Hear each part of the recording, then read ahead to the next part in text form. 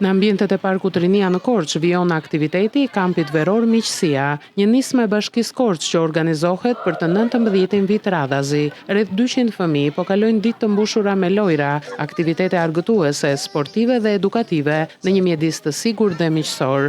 Kampi, i cili ofrohet falas, synon të krijojë fëmijëve mundësi për të kaluar pushimet verore në mënyrë aktive, duke nxitur bashkëpunimin, krijimin e miqësive dhe zhvillimin e aftësive sociale. Pjesë e kampit janë edhe fëmijë me aftësi të kufizuara, të cilët marrin pjesë në të gjitha aktivitetet së bashku me bashkëmoshatarët e tyre.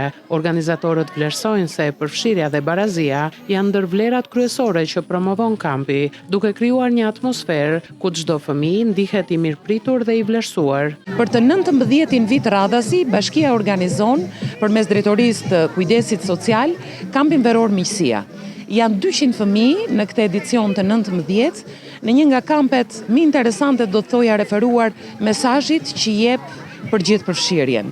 Në kampin veror Miqësia përfshihen fëmijët që frekuentojnë gjatë gjithë vitit qendrat ditore të kujdesit social, përfshihen fëmijët me aftësi ndryshe, përfshihen edhe fëmijë të qytetit, të cilët së bashku me fëmijët me nevojat veçanta apo fëmijët që vinë nga familje me vështirësi, shijojnë për një muaj me radhë parkun e qytetit, lojra të ndryshme argëtuese.